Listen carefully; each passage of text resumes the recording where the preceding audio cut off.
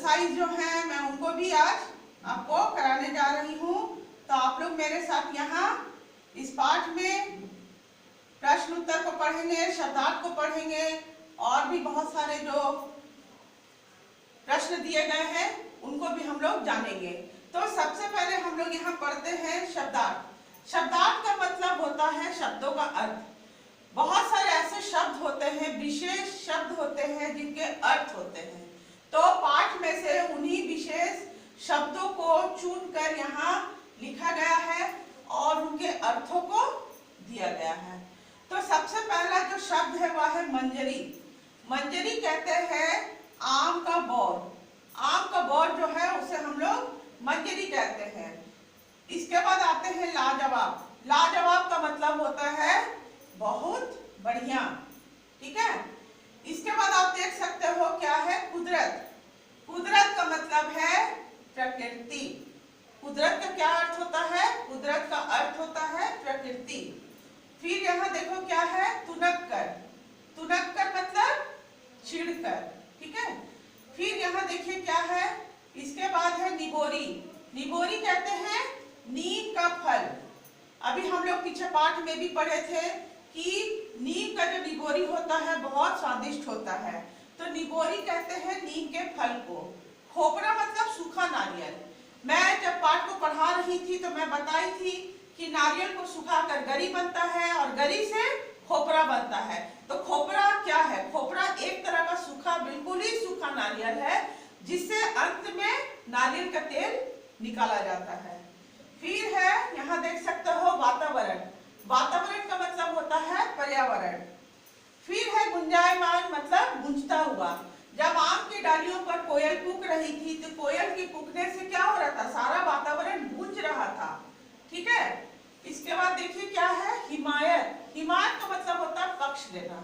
पक्ष लेना, जब नारियल जो था वो क्या किया था? वह केले का पक्ष ले रहा था, ठीक है ना, हिमायत कर रहा था।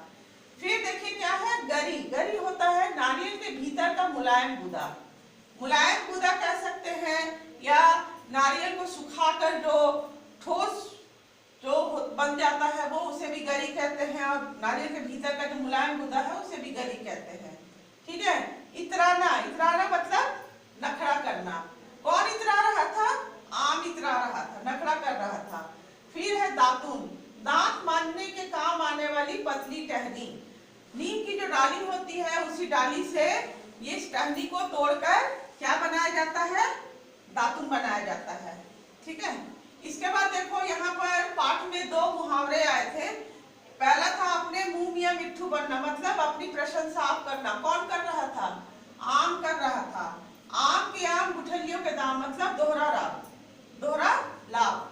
तो यह बात कहा था किसने? आम ने ही कही थी कि मेरी इतनी उपयोगिता है कि मेरी हर चीज का उपयोग है। मेरे जो गूदा है उसका भी उपयोग है, मेरी जो गुठली है उसका भी उपयोग है। इसीलिए उसने कहा था कि आम के आम गुठलियों के दाम, मतलब दोहरा लाभ, दो तरह से लाभ है। फिर यहाँ आप देखो कि कुछ लघु प्रश्न उत्तर है, ठीक है।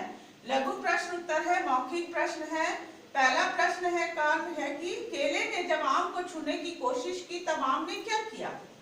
तो पाठ में जैसा हम लोग पढ़ चुके हैं कि केले ने जब आम को छूने की कोशिश की तब आम ने उसका हाथ झटक दिया, ठीक है। इसके बाद ख नंबर क्या है? किस पेड़ के पत्ते बड़े बड़े थे? तो नारियल जो था जब वह केले का पक्ष लिया, और क्यों पक्ष लिया? क्योंकि केला अपनी विशेषताओं को बता रहा था। किसे बता रहा था? आम को। तो हम लोगों ने जब पाठ में यह पढ़ा था कि केले के जो पत्ते होते हैं वो बहुत ही बड़े बड़े होते हैं और उनका बहुत ही काम में आने वाला होता है, बहुत काम आता है वो। तो यहाँ प्रश्न पूछा जा रहा है कि किस पेड़ के पत्ते बड़े बड़े थे? तो केले के पेड़ के पत्ते बड़े बड़े थे। ग नंबर है नीम की दातून का क्या लाभ है? नीम की दातून दांतों को स्वस्थ रखती है। घ नंबर देखिए बरगद की जड़ें कैसी लग रही थी? यहाँ पूछा जा रहा है कि बरगद की जड़ें कैसी लग रही थी? बरगद की जड़ें ऐसी लग रही थी जैसे हवा में लटक रही उसकी जड़ शाखाएं लटक रही थी। वो शाखाएं हवा में ऐसे झूल रही थी जैसे कि बरगद की दाढ़ी हो। फिर अंगा में क्या है, आम से क्या क्या बनता है। यहाँ पूछा जा रहा है कि आम से क्या क्या बनता है, तो आम से चटनी, अचार, मुरब्बे वगैरह बनते हैं। अब यहाँ देखो क्या पूछा जा रहा है कि किसने कहा। यहाँ एक वाक्य दे दिया गया है और पूछा जा रहा है कि किसने कहा। पहला है, क्यों भाई इतना क्यों इतरा रहे हो, किसने कहा था। तो यहाँ आप लिखोगे कि केले ने कहा। ठीक है, केले ने कहा या केले के पेड़ ने कहा, आप इस तरह से लिख सकते हो। खा है, हाँ भाई केले का पेड़ है बड़े काम का। ये बात किसने कही थी, नारियल के पेड़ ने कहा। खा नंबर क्या होगा, नारियल के पेड़ ने कहा। इसके बाद यहाँ देखो गांव में क्या है, बंदर क्या जाने अदरक का स्वाद, ये किसने कहा था, तो नीम ने कहा। किससे कहा था, आम से कहा था कि बंदर क्या जाने अदरक का स्वाद, तो किसने कहा, नीम ने कहा। घ नंबर है, तुम अपने मुंह में मिट्ठू ना बनो, यह बात किसने कहा, पपीते ने। तो यहाँ आप लिखोगे पपीते ने कहा। ठीक है, अब यहाँ आपको रिक्त स्थानों की पूर्ति करना है, खाली जगह को आपको भरना है शब्दों से। पहला है, आम का पेड़ से भरा हुआ था, तो यहाँ आपका होगा मंजरियों।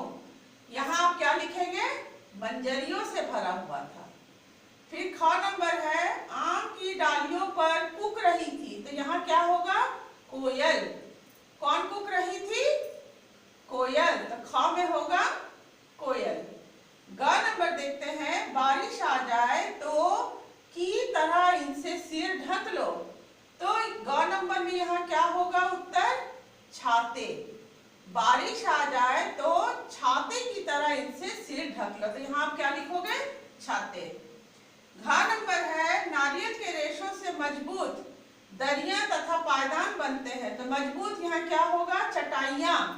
ठीक है, यहाँ क्या लिखोगे, चटाइयाँ। फिर अंगा में है, बरगद दादा एक की तरह सीधे बैठे थे, किसकी तरह, सन्यासी की तरह। यहाँ आप क्या लिखोगे, सन्यासी। ठीक है, तो ये अभी हम लोग रिक्त स्थान पढ़े। अब यहाँ कुछ विस्तृत प्रश्न उत्तर आते हैं।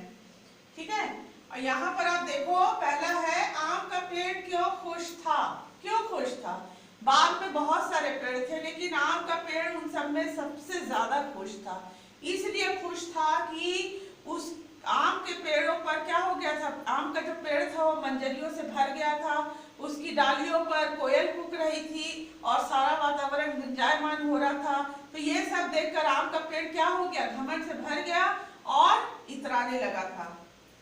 आम का पेड़, खानों में देखिए, आम का पेड़ नारियल के पेड़ से तुनक कर क्यों बोला, आम का पेड़ नारियल के पेड़ से तुनक कर इसलिए बोला क्योंकि नारियल का पेड़ केले का पक्ष ले रहा था, उसका हिमायती बन गया था। ग नंबर है, आम के पेड़ ने नारियल के पेड़ को क्या कहा, आम के पेड़ ने नारियल के पेड़ को क्या कहा। जब आम ने देखा कि नारियल का पेड़ जो है वह केले का पक्ष ले रहा है, तो आम बहुत क्रोधित हो गया, गुस्से में आ गया और उसने नारियल के पेड़ से क्या कहा कि इतनी लंबी डंडी वाले छतरी की तरह तुम हो। ठीक है, और यही बात उसने नारियल के पेड़ से कही थी। घ नंबर देखिए, नारियल के पेड़ के क्या क्या लाभ है, नारियल के पेड़ से हमें क्या क्या मिलता है। नारियल का पानी क्या करता है, नारियल का पानी शरीर को स्वस्थ रखता है और शरीर में कभी पानी की कमी नहीं होती है। नारियल के रेशों से मजबूत चटाइयाँ, दरियाँ, पायदान, ठीक है, ये सब बनते हैं। और नारियल के खोल से सजावट की चीजें बनती हैं। और क्या लाभ है, नारियल से गरी बनता है और गरी से खोपरा बनता है, खोपरे से क्या बनता है, नारियल का तेल बनता है और नारियल से साबुन भी बनता है। तो बहुत सारे लाभ है बच्चों नारियल के पेड़ से। फिर यहाँ देखो क्या है कि बरगद दादा ने सबको क्या समझाया, अंत में बरगद दादा ने सभी पेड़ों को यह समझाया कि विशेषकर आम को उसने समझाया कि यहाँ सभी मिल बांट कर रहो, हंसी खुशी रहो, सभी पेड़ अपनी अपनी जगह महत्वपूर्ण है, कोई किसी से अलग नहीं है और हर पेड़ की अपनी अपनी उपयोगिता है और इसी में बाग की शोभा है, क्योंकि संसार में कोई ऐसा पेड़ नहीं है जो किसी काम का नहीं है। हर पेड़ का काम है, हर पेड़ों में गुण होता है। इसके बाद यहाँ देखिए, यहाँ बोल रहा है लिंग बदलना है। ठीक है, पहले जैसे आपको उदाहरण में दे दिया गया है कि यहाँ पुल्लिंग है, पुल्लिंग से आपको क्या बनाना है, स्त्रीलिंग। पहला है पत्ता, पत्ता का यहाँ क्या लिखा हुआ है, पत्ती। तो यहाँ क्या है, छोटा, छोटा का क्या होगा, छोटी। फिर है मीठा, मीठा का क्या होगा, मीठी। लंबा, लंबा का होगा लंबी। और दादा का क्या होगा, दादी। ठीक है ना। तो यहाँ पर इस तरह से हम लोग पढ़े। तो यहाँ पर आप देख सकते हो कि पाठ में आए इन शब्दों के लिए विशेषण लिखिए। तो विशेषण लिखना है, जैसे आप यहाँ देख सकते हो कि नीम कैसा होता है, उसकी क्या विशेषता है। नीम जो होता है क्या होता है, कड़वा होता है। ठीक है ना, नीम क्या होता है, नीम कड़वा होता है बच्चों। और नीम की विशेषताओं को हम लोगों ने पढ़ा है कि नीम की क्या विशेषता है और उसके बारे में हम लोग जाने हैं। इसके बाद आप देख सकते हो कि पत्तियां दिया हुआ है, तो इसका विशेषण क्या होगा। ठीक है, अभी हम लोग जानेंगे इस चीज के बारे में कि पत्तियां कैसी हैं। पाठ में आए इन शब्दों के लिए विशेषण लिखना, मतलब ये जो शब्द है इसका विशेषण पाठ में ही है और पाठ से ही आपको लिखना है, अलग से कुछ नहीं लिखना है। तो यहाँ होगा कि लंबी लंबी पत्तियां। ठीक है, क्या लिखना है, लंबी लंबी पत्तियां। ग नंबर होगा लंबी लंबी पत्तियां। तो यहाँ हम लोग पहले पढ़े क में नीम का क्या विशेषण होगा, कड़वा। केले का होगा कच्चा। ठीक है, कच्चा केले या कच्चे कह सकते हैं, कच्चे केले। फिर ग नंबर देखिए, यहाँ होगा लंबी लंबी पत्तियां। फिर यहाँ होगा मजबूत चटाइयां। घ नंबर में क्या होगा, मजबूत चटाइयां। अंगा में होगा मीठा फल और चा में होगा पेड़ों वाला बाग। ये विशेषता है, मतलब आपको ये शब्द दे दिए गए हैं और इन शब्दों की विशेषताओं को बताना है।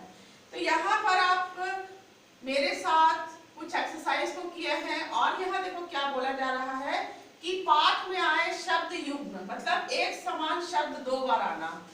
ठीक है, एक समान शब्द यहाँ दो बार आए हैं पाठ में, वो चुनकर आपको यहाँ लिखना है। तो एक आपको समझने के लिए बता दिया गया है, जैसे लंबी लंबी।